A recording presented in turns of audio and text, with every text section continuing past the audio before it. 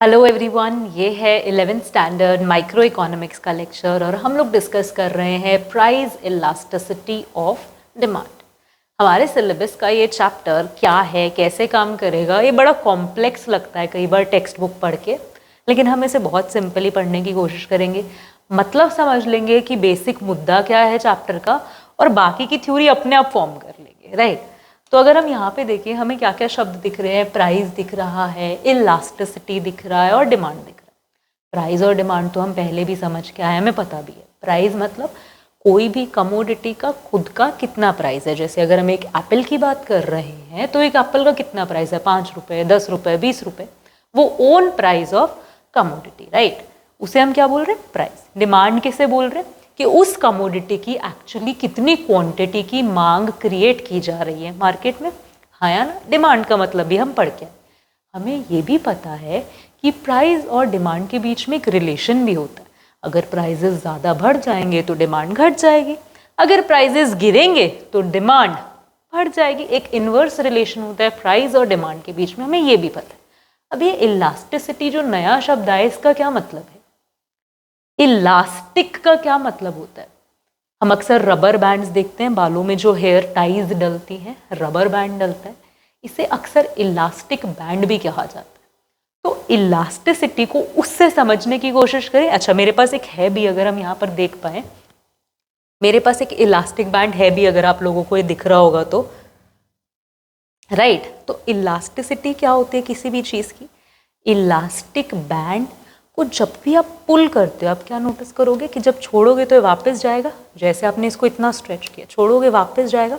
अगर मैं इसे ऐसे करके छोड़ दूंगी तो दूर तक चला जाएगा, है ना। यानी कि जब भी आप इलास्टिक किसी चीज़ पर, इलास्टिक किसी चीज़ को कब कहा जा रहा है? जब आप उस चीज़ पर फोर्स लगाते हो एंड वो रिस्पॉन्ड करती है। तो इलास्टिसिटी किसे कहा जाएगा? जब आप चेक करोगे कि कोई चीज़ कितनी इलास्टिक है। फॉर एग्जाम्पल कि जो रबर बैंड्स हैं, अगर आप इसे महीने दर महीने यूज़ करते जाओ तो रबर बैंड्स अक्सर लूज हो जाते हैं, हाँ या ना। तो लूज रबर बैंड को जब आप खींचोगे तब आपको ज़्यादा रिस्पॉन्स मिलेगा या कम रिस्पॉन्स मिलेगा? रिस्पॉन्स मिलेगा। अगर बिल्कुल ब्रांड न्यू रबर है, उसको खींचोगे तुरंत इतनी दूर तक जाकर गिरेगा, ज़्यादा रिस्पॉन्स मिलेगा। तो होता क्या है, प्राइस के बदलने से डिमांड कितना अपने आप को बदल के रिस्पॉन्ड करती है, इसी को चेक करने को हम क्या बोलते हैं, इलास्टिसिटी। अगर क्या हुआ, प्राइस को हमने थोड़ा सा बदला और डिमांड बहुत ज़्यादा बदल गई, बहुत दूर तक जाके रबर बैंड गिरा, तो हम क्या बोलेंगे कि चीज़ इलास्टिक है। क्योंकि जो रबर बैंड ज़्यादा इलास्टिक होगा वही ज़्यादा रिस्पॉन्स देगा ना। हाँ, ऐसे समझो, बिल्कुल बेसिक समझो रबर बैंड से कि चैप्टर कैसे काम कर रहा है। क्या होगा, जब भी चीज़ ज़्यादा इलास्टिक होगी तो रिस्पॉन्स ज़्यादा आएगा। प्राइजेस थोड़े से चेंज हुए, डिमांड रैपिडली चेंज कर गई, इलास्टिक है जी। लेकिन अगर बहुत टाइम रबर बैंड यूज़ होता जा रहा है, तो क्या होगा, रबर बैंड खींचोगे ज़्यादा रिस्पॉन्ड नहीं आएगा, ज़्यादा दूर तक नहीं जाएगा। तो हम क्या बोलेंगे, यार रबर बैंड का इलास्टिक खत्म हो गया, कम इलास्टिक हो गया, इन इलास्टिक हो गया। इसी तरीके से प्राइस के बदलने पर अगर डिमांड ज़्यादा रिस्पॉन्ड ना करे तो हम क्या बोलेंगे, वो क्या है, लेस इलास्टिक है या इन इलास्टिक। इस चैप्टर में हम यही पता कर रहे हैं, यही मुद्दा है इस चैप्टर का। तो बुक कैसे लिख रही है उसको चलो पढ़कर देखते हैं, क्या बोल रही है। सबसे पहले हम क्या देखने वाले हैं, एक सेकेंड। अच्छा, पेज हम लोगों ने गलत खोल लिया, इसे फिर से बैक करके खोल लेते हैं एक बार। तो चैप्टर क्या बोल रहा है, देखो, इलास्टिसिटी क्या होती है। इलास्टिसिटी डिमांड की कहा जाता है जब हम मेजर कर रहे हैं degree of responsiveness of the amount of the good demanded due to change in any factor affecting the demand. Demand को अफेक्ट करने वाले मल्टीपल फैक्टर्स होते हैं। इनकम होती है, सब्सिट्यूट गुड्स होती हैं, कॉम्प्लीमेंट्री गुड्स होती हैं, प्राइस होते हैं, बहुत सारी चीज़ें अगर डिमांड को अफेक्ट कर, इस अफेक्ट में जो भी चीज़ें अफेक्ट कर रही है, इनमें बदलाव आने से डिमांड कितना बदलती है, कितना बदल के रिस्पॉन्ड करती है, उसको जब हम मेजर करते हैं तब हम मेजर क्या कर रहे हैं, इलास्टिसिटी। एक चीज़ के बदलने से दूसरी चीज़ पर फर्क पड़ रहा है ये हमें पता है, लेकिन कितना फर्क पड़ रहा है ये जब हम मेजर करेंगे तब हम क्या कैलकुलेट कर रहे हैं, इलास्टिसिटी कैलकुलेट कर रहे हैं डिमांड की। तो प्राइस इलास्टिसिटी क्या होगा, बेसिकली प्राइस इलास्टिसिटी होगा जब आप स्पेसिफिकली प्राइस के बदलने का डिमांड पर इफेक्ट चेक करें। इनकम इलास्टिसिटी क्या होगा? जब आप इनकम के बदलने का डिमांड पर इफेक्ट चेक कर रहे हैं। क्रॉस प्राइस इलास्टिसिटी क्या होगा? जब आप कॉम्प्लीमेंट्री गुड्स या सप्लीमेंट्री गुड्स में प्राइसेस में बदलाव आने के कारण चेक कर रहे हो कि मेरी डिमांड कितना बदल के रिस्पॉन्ड कर रही है। हाँ, किसको बात समझ में आ गई? तो हम लोग हमारे सिलेबस के अकॉर्डिंग सिर्फ प्राइस इलास्टिसिटी ऑफ डिमांड ही पढ़ने वाले हैं। बाकी चीज़ें हमें जस्ट एक लुक समझना था कि इनकम इलास्टिसिटी का मतलब क्या होता है, वो कैसे काम कर रही है, उस पर हम फोकस नहीं करेंगे। हम पढ़ रहे हैं प्राइस इलास्टिसिटी ऑफ डिमांड। क्या बोलेगी? ये एक ऐसा मेजर है जहां पे आप डिग्री ऑफ रिस्पॉन्सिवनेस चेक करते हो क्वांटिटी डिमांडेड की with respect to change in own price of the commodity. कि अगर एप्पल है, एप्पल का प्राइस 10% गिर गया तो जो उसकी डिमांड है वो 50% बढ़ जाएगी क्या, या 10% ही बढ़ेगी, या 20% बढ़ेगी? इधर जो भी चेंज आया उसके रिस्पॉन्ड में डिमांड कितना बदली है। ये जब भी आप चेक करोगे तो आप क्या चेक कर रहे हो? इलास्टिसिटी चेक कर रहे हो डिमांड की। बोलो, बात समझ में आ गई? चलो फिर हम लोग अब फोकस किस चीज़ पे करेंगे? अपने कॉन्सेप्चुअल नॉलेज को ठीक करते हैं। अभी हम बोल रहे हैं चेंज चेक करेंगे, चेंज चेक करेंगे, चेंज चेक करेंगे कि जितना प्राइस में चेंज आया उसके रिस्पॉन्स में कितना चेंज आया हमारी डिमांड में। लेकिन एक्चुअली हम चेंज नहीं चेक करेंगे, हम परसेंटेज चेंज चेक करेंगे। अब आप कहोगे क्यों चीज़ों को कॉम्प्लेक्स कर रहे हो? जब चेंज से काम हो रहा है तो परसेंटेज निकालने वाली मेहनत क्यों करवा रहे हो हमसे? इसका जवाब मैं आपको प्रूफ करके दिखाऊंगी एक एग्जाम्पल से कि अगर हम चेंज उठाएंगे तो हमें रियल पिक्चर नहीं मिलेगा। परसेंटेज चेंज निकालना क्यों जरूरी है, एक एग्जाम्पल से समझेंगे। अभी आपको यहाँ पे देखो स्क्रीन पे क्या दिख रही है? एक टी शर्ट दिख रही है और एक ब्रोकली दिख रही है। हम इसका क्या करेंगे? एक डिमांड स्केड्यूल बनाते हैं, यानी कि देखते हैं कि ब्रोकली के प्राइसेस में चेंज आने से क्वांटिटी डिमांडेड ने कैसे रिस्पॉन्ड किया, और टी शर्ट के प्राइस में चेंज आने से क्वांटिटी डिमांडेड ने कैसे रिस्पॉन्ड किया। ओके, चलो तो हम यहाँ पर मैं क्या लिख रही हूँ? मैं लिख रही हूँ प्राइस ऑफ ब्रोकली पहले 10 रुपए था, फिर बढ़कर 20 रुपए हो गया। क्वांटिटी डिमांडेड ऑफ ब्रोकली पहले था 50, फिर घट के 25 हो गया। ओके, यहां तक हमें कोई दिक्कत नहीं है, सिंपल सा डेटा लिख दिया। अब हम लिख रहे हैं price of T shirt. Price of T shirt पहले 100 रुपीज था, फिर बढ़कर 110 हो गया। क्वांटिटी डिमांडेड पहले कितनी थी? पहले हम मान लेते हैं 500 थी, फिर 500 से ऑब्वियसली प्राइस बढ़ा है तो क्वांटिटी डिमांडेड घट जाएगी। 500 से घटकर कितनी हो गई? 475 हो गई। अब यहाँ पर ये जो स्पेस छोड़ा हुआ है यहाँ पे हम लिखते हैं चेंज। आप कह रहे हो ना परसेंटेज चेंज नहीं निकालते, हम तो चेंज निकालेंगे। चेंज निकालते हैं, बताओ कितना चेंज आया? प्राइस में कितना चेंज आया? 10 रुपए का। यहाँ भी प्राइस में कितना चेंज आया? 10 रुपए का। यानी ब्रोकली और टी शर्ट दोनों के प्राइस में कितना चेंज आ रहा है? 10 रुपए का। क्वांटिटी डिमांडेड देखो कितना चेंज आ रहा है? 50 से 25 हुई है, 25 का फर्क आया। यहाँ पर 500 से 475 हुई है, यहाँ पर भी 25 का फर्क आया। हाँ या ना? तो क्यूडी में चाहे वो ब्रोकली की हो चाहे वो टी शर्ट की हो, कितना चेंज आया? 25 का। अब इस डेटा को देखो, यहाँ पे आपको क्या समझ में आ रहा है कि जो चेंज इधर आया है, इस मार्केट में आया है ब्रोकली की, सेम चेंज आया है टी शर्ट की मार्केट। आपकी पिक्चर आपको ये बता रही है। मैं क्या बोल रही हूँ? ऐसे नहीं कैलकुलेट करेंगे, परसेंटेज चेंज निकालो, फिर से ही पिक्चर में निकलेगा। परसेंटेज चेंज निकालते हैं। यहाँ पर कितना परसेंट चेंज आया? प्राइस में कितना परसेंट चेंज आया? सिर्फ 10%। क्वांटिटी डिमांडेड में कितना चेंज आया? मैं कहूंगी लेस देन 10%, ऑलमोस्ट 5% का चेंज होगा यहाँ पर। एक बार अप्रॉक्स ले लेते हैं, पर ऑलमोस्ट यहाँ पर 5% का चेंज होगा। यहाँ पर परसेंटेज कैलकुलेट कैसे करना है वो भी सीखेंगे, कोई बात नहीं। अभी यहाँ पर समझ लो कि मैंने कैलकुलेट कर लिया। 10% का चेंज आया प्राइस में, 5% का चेंज आया है क्वांटिटी डिमांडेड में ऑफ टी शर्ट। यहाँ पे देखते हैं, यहाँ पे प्राइस में चेंज आया 100% का। 10 से सीधा क्या हो गया? 20 हो गया। यहाँ पे क्वांटिटी डिमांडेड में कितना चेंज आया, 50% का। अब इस डेटा को ध्यान से देखो, क्या समझ रहा है? उस मार्केट में 50% डिमांड गिर गई है, यहाँ पर डिमांड गिरी है 5%। उस मार्केट में 100% प्राइस बढ़ गया है, यहाँ पर बढ़ा है 10%। आप क्या बोल रहे थे? कोई फर्क नहीं है, दोनों मार्केट में सेम ही तो चेंज आया है। इसको बात समझ में आ रही है कि क्यों हमें परसेंटेज चेंज कैलकुलेट करना पड़ेगा? क्योंकि जब तक हम परसेंटेज चेंज नहीं निकालेंगे हमें नहीं पता चलेगा कि एक्चुअल में कितना चेंज आ रहा है। बोलो, बिल्कुल क्लियर हो गया? प्रूव ही कर ली हमने अपनी बात। बुक क्या लिख रही है कि जो स्लोप ऑफ डिमांड कर्व है, स्लोप ऑफ डिमांड क्या बोलता था हमें?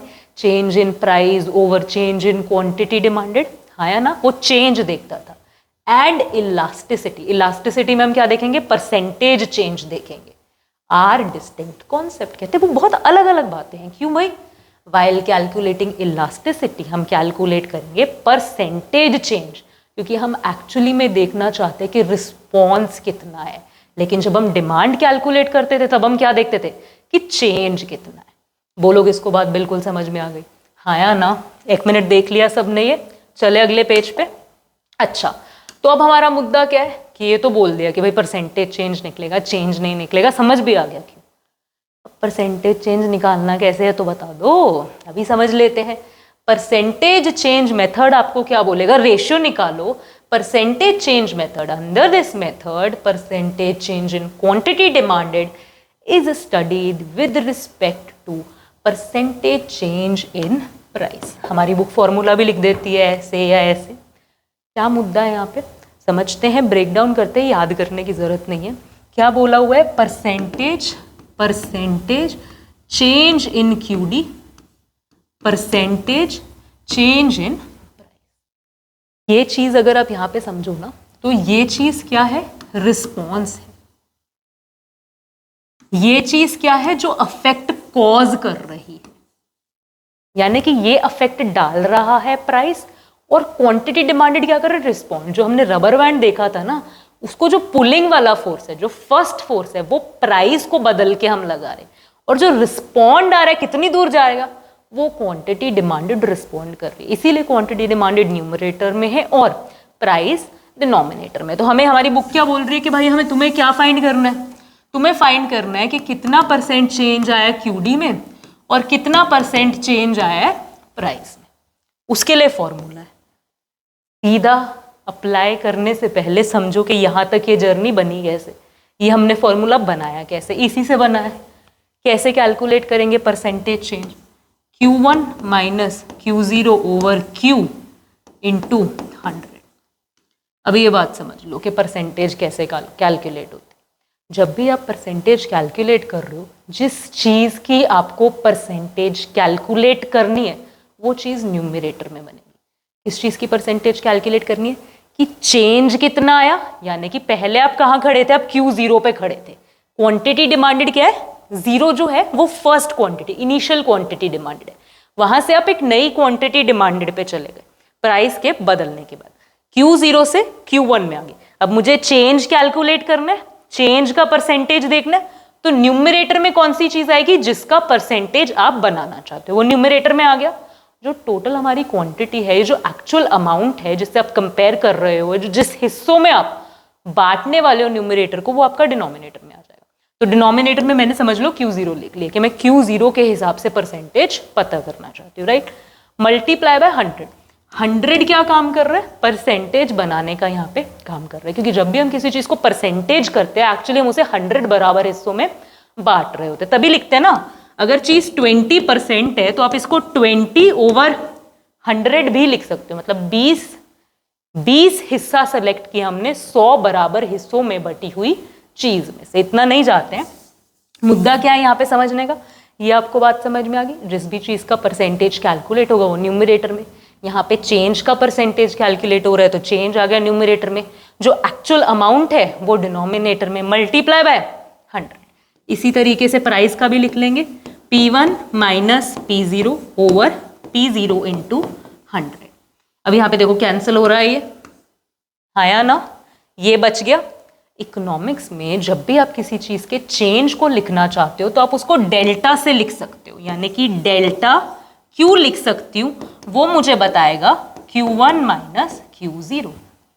ओके, यहाँ पे आपको डेल्टा की वैल्यूज दिख रही हैं, हाँ या ना? तो मैं क्या करूंगी, इसे डेल्टा के फॉर्म में लिख दूंगी, delta Q upon Q upon delta P upon P।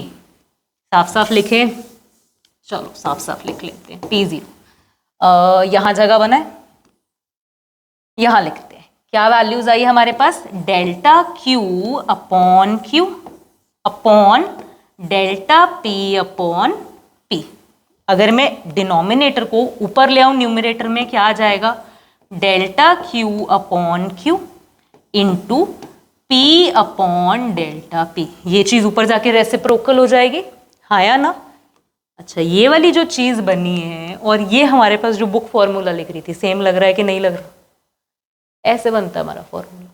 तो यानी कि अगर आपको आपके क्वेश्चंस में इससे रिलेटेड न्यूमेरिकल्स आ सकते हैं ना, तो अगर इसके क्वेश्चंस में हमें इनिशियल क्वांटिटी दी हुई है, फाइनल क्वांटिटी डिमांडेड दिया हुआ है, तो हम यहाँ पे पुट कर लेंगे सीधा, क्या दिक्कत है हमें? डेल्टा की वैल्यू फाइंड कर लेंगे, डेल्टा की वैल्यू फाइंड करके सीधा यहाँ पे पुट कर देंगे, जैसे भी हमें कंफर्टेबल लगेगा हम अपना सम निकाल लेंगे। हमें बात समझ में आ गई? चलो, परसेंटेज निकालना सीख लिया। नाउ द मुद्दा है इसके इस चैप्टर में कुछ ग्राफ्स भी होंगे। ग्राफ्स कैसे समझने, ग्राफ्स मैं आपको नहीं समझाऊंगी, आप खुद समझ जाओ। क्या होता है हमारे पास, P Q D P Q D P Q D P Q D P and Q D।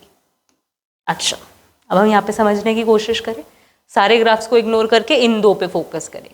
यहाँ पे हम क्या देख रहे हैं, 2 पॉइंट मार्क कर लें। प्राइस में चेंज देखते, QD का रिस्पॉन्स से समझेंगे। प्राइस था पहले 5, फिर हो गया 1। ओके, यहां पे भी प्राइस क्या था, 5, फिर हो गया 1। यहां पे हम क्या देख रहे हैं, QD का रिस्पॉन्स क्या है, ज्यादा। यहां पे हम क्या देख रहे हैं, QD का रिस्पॉन्स है कम। जब इलास्टिक ज्यादा रिस्पॉन्ड देगा तो वो ज्यादा इलास्टिक है या कम इलास्टिक है? हाँ, याद करो ना, अगर मेरे पास जो है रबर बैंड है, अगर ये अच्छा इलास्टिक होगा, ज्यादा इलास्टिक होगा, जब मैं इस पे फोर्स लगाऊंगी, प्राइस को बदलूंगी, तो ये ज्यादा दूर जाएगा कि कम दूर जाएगा? सोचो सोचो सोचो। अगर मेरे प्राइस के बदलने से रिस्पॉन्स जो है ज्यादा आ रहा है, तो मेरा इलास्टिक अच्छा है, अच्छा नहीं है? मेरा इलास्टिक अच्छा है, क्योंकि जब मैं एक फोर्स, एक चीज में बदलाव ला रही हूं, दूसरी चीज क्या कर रही है, और ज्यादा बदल रही है। किसको बात समझ में आ रही है? रिस्पॉन्स क्या है, ज्यादा है। रिस्पॉन्स कब ज्यादा होगा, जब इलास्टिक अच्छा होगा, जब चीजें इलास्टिक नेचर की होंगी, या मोर इलास्टिक नेचर हम इसे कह सकते हैं, जिसकी इलास्टिसिटी बेटर होगी, हाई होगी। इस केस में क्या रिस्पॉन्स क्या कम है, इतनी जोर से खींचा भी, आया भी कुछ नहीं, आगे भी नहीं गया थोड़ा बहुत भी, यानी कि रिस्पॉन्स कम है। जब रिस्पॉन्स कम होगा, ग्राफ का शेप ऐसा है, इसको हम बोलेंगे कि चीज़ें इन इलास्टिक हैं, या फिर हम बोलेंगे चीज़ें लेस इलास्टिक। जब ग्राफ कुछ इस शेप का होगा, हमारे सिलेबस के हिसाब से इस शेप के ग्राफ को बोला जाएगा rectangular hyperbola. Rectangular hyperbola graph का एक शेप है, जिसका मतलब होता है कि ग्राफ के अंदर जितने भी रेक्टेंगल्स बनेंगे उन सब का शेप बराबर होगा। यानी कि जो आप ये कर रहे थे ना, percentage change in QD, percentage change in price, इसको करने के बाद जितना परसेंटेज चेंज QD में आएगा, उतना ही परसेंटेज चेंज प्राइस में होगा। तो आपकी ED इक्वल टू क्या हो जाएगी, इलास्टिसिटी जब 1 के इक्वल होगी, तो ग्राफ का शेप ऐसा बनेगा जिसे बोला जाएगा रेक्टेंगुलर हाइपरबोला। इलास्टिसिटी कैसी होगी रेक्टेंगुलर हाइपरबोला की, कांस्टेंट इलास्टिसिटी होगी, या यूनिटरी इलास्टिसिटी वाला ग्राफ कहा जाएगा।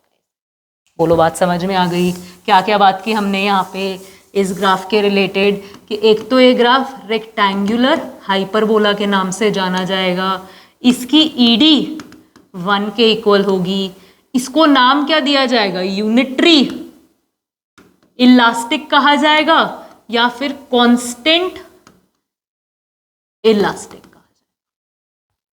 बात समझ में आ गई, हाँ या ना? यहाँ पर क्या हो रहा है देखो, यहाँ पर प्राइस उतना ही है और क्वांटिटी डिमांडेड बदले जा रही है। प्राइस में कोई चेंज नहीं आ रहा, फिर भी क्वांटिटी डिमांडेड क्या हो रही है, बदले जा रही है। क्या था हमारे पास, वो भी परसेंटेज है प्राइस का कितना चेंज है और परसेंटेज ऑफ क्यूडी में कितना चेंज है, राइट।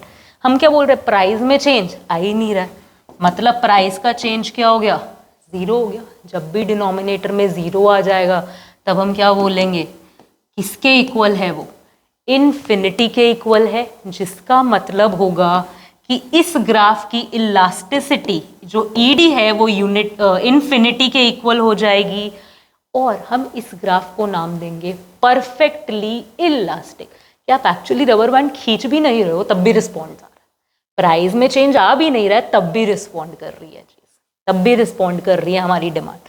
इसको कहेंगे ED is equals to infinity, और बोलेंगे परफेक्टली इलास्टिक है। इस सिचुएशन को देखते हैं, यहाँ पर क्वांटिटी डिमांडेड में कोई चेंज नहीं आ रहा है एंड प्राइजेस बढ़ते जा रहे हैं। जैसे हम कह सकते हैं जो असेंशियल मेडिकेशंस होती हैं, उधर ये एग्जाम्पल सूट कर सकता है कि जो आपको दवाइयाँ जिंदा रहने के लिए चाहिए वो अगर महंगी भी हो जाती है तब भी आप क्या करोगे, खरीदोगे। तो वहाँ पे प्राइस में चेंज आ रहा है लेकिन क्वांटिटी डिमांडेड में कोई सिग्निफिकेंट चेंज नहीं है, राइट। यानी कि फिर से इस फॉर्मूला को अगर आप ध्यान करो, आप क्या बोल रहे हो, न्यूमरेटर की वैल्यू क्या है, जीरो है, और डिनोमिनेटर में कुछ ना कुछ चेंजेस आ रहे हैं। जब भी न्यूमरेटर की वैल्यू जीरो होती है तो वो इक्वेशन किसके इक्वल होगा, जीरो के इक्वल होगा। जब भी चीज जीरो के इक्वल होगी हमारा ग्राफ ऐसा शेप लेगा और इसको बोला जाएगा कि ये परफेक्टली इनइलास्टिक है, यानी इसकी इलास्टिसिटी क्या है, जीरो। एक्चुअली रबर बैंड कितना भी खींचो रिस्पॉन्स। अच्छा, ये जो दो सिचुएशंस हमने बात की ना, तो इसे क्लियर कर लेते हैं। ये जो दो सिचुएशंस हमने बात की, ये मार्केट की एक्सट्रीम कंडीशंस है, यानी कि हमारी इलास्टिसिटी जीरो होना या इन्फिनिटी होना, ये एक्सट्रीम कंडीशंस है। जनरली इसके एग्जाम्पल्स मिलते हैं, हम जैसे इसका एग्जाम्पल मेडिकेशन या इंसुलिन दे सकते हैं, लेकिन एक्चुअली ऑप्शंस फीसिबल नहीं है। अगर चीज़ आपके बजट से बाहर हो ही जाएगी तो वो कितनी भी ज़रूरी हो आप शायद उसे नहीं खरीदोगे, खरीद पाओगे ही नहीं। तो ये कहीं ना कहीं कॉन्टेक्चुअल होती है, बुक में ही रह जाती हैं।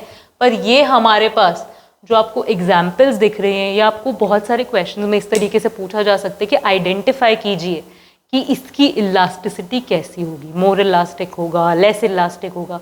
तो आप उन चीज़ों को आइडेंटिफाई कैसे कर सकते हो, जहाँ पे आपको लगता है कि प्राइजेस में थोड़ा बहुत भी बदलाव आएगा तो मैं फटाफट अपनी डिमांड को कम या ज़्यादा कर दूंगा। तो आप उन चीज़ों के लिए क्या कमेंट करोगे कि वो हाईली इलास्टिक है। लेकिन जब आपको लगेगा कि नहीं, प्राइस में थोड़ा बहुत चेंज आएगा भी तो मैं शायद डिमांड उतनी ना फ़र्क करूं या उतना ना ज़्यादा कंजम्पशन घटाऊं या बढ़ाऊं, तो आप कहोगे चीज़ें कंपैरेटिवली क्या है, इन इलास्टिक है। आप इन शेप्स से अपने ओपिनियन को एसोसिएट कर सकते हो। इतनी बात हमें बिल्कुल समझ में आ गई, ग्राफ्स कैसे काम कर रहे हैं, फॉर्मूलाज कैसे काम कर रहे हैं, यहाँ तक इलास्टिसिटी क्लियर हो गई। एक लास्ट टॉपिक बचता है इस चैप्टर का, टोटल एक्सपेंडिचर मेथड। हमने कैलकुलेट की चीज़ें पहले परसेंटेज मेथड से, इलास्टिसिटी को कैलकुलेट करना सीखा। एक और नया मेथड इंट्रोड्यूस किया गया 1-2 सालों से बुक में, टोटल एक्सपेंडिचर मेथड। ये आपको क्या बोलता है, क्वांटिटी डिमांडेड पे फोकस करने की जगह आप टोटल खर्चे पे फोकस करो कि टोटल खर्चे में कोई फर्क आए, उस हिसाब से बताओ कि इलास्टिसिटी कम है या ज़्यादा है। अब आप बताओ, अगर प्राइस बढ़ गया तो आपका टोटल एक्सपेंडिचर क्या होना चाहिए, आपको गिराना चाहिए ना, क्योंकि आप क्वांटिटी डिमांडेड गिराओगे तो टोटल खर्चा कम आना चाहिए ना। अगर तो टोटल खर्चा कम आया तो हम कहेंगे रीजनेबल है, ये लॉजिकल है, तो चीज़ें इलास्टिक है। अगर क्या हुआ, प्राइजेस बढ़ गए और आप अपनी क्वांटिटी डिमांडेड क्या कर रहे हो, घटा भी रहे हो, फिर भी आपका टोटल एक्सपेंडिचर इंक्रीज कर रहा है, तो आप क्या बोलोगे, यार ये तो रैशनल ही नहीं है, टोटल एक्सपेंडिचर तो हमें घटाना चाहिए था, हमने तो क्या कर दिया, बढ़ा दिया। तो इसको हम बोलेंगे इनइलास्टिक है। अगर प्राइजेस के बढ़ने से कोई भी चेंज नहीं है, टोटल एक्सपेंडिचर में उतने का उतना ही है, तो हम क्या बोलेंगे, ये कॉन्स्टेंटली इलास्टिक है। एग्जाम्पल से समझेंगे, लोड मत लो। देखो यहाँ पे आपको 3 कलर्स दिख रहे हैं, हाया ना, ब्लू, रेड, ग्रीन। इसे समझते हैं। सबसे पहले ब्लू पे फोकस करेंगे, बाकी सब इग्नोर करो। प्राइजेस हमें गिवन है, क्वांटिटी कितनी डिमांड हो रही थी, 10 पे 20 हो रही थी। 20 जब प्राइस बढ़ा, क्वांटिटी डिमांडेड घट गई, हाया ना। अब हमें पता करना है टोटल कितना खर्चा हो रहा था। प्राइस कितना है 10, कितनी क्वांटिटी खरीद रहे हैं लोग 20, यानी कि हम करेंगे क्या, हम करेंगे प्राइस इनटू क्वांटिटी डिमांडेड, तो हमें टोटल कितना खर्चा किया हमने उस चीज पे वो पता लग जाएगा। पता कर लेते, 10 इंटू 20 200, 20 इंटू 10 200। अरे क्वांटिटी डिमांडेड तो हमने गिराई थी, लेकिन टोटल एक्सपेंडिचर में कोई भी फर्क नहीं आया। इसको हम क्या बोलेंगे, ED is equals to 1 constant elasticity. बोलो बात समझ में आ गई। यहां पे क्या हुआ, फिर प्राइसेस बढ़ गए, 10 से 20 हो गए, फिर क्वांटिटी डिमांडेड घटा दी, 10 थी पहले अब 8 कर दी।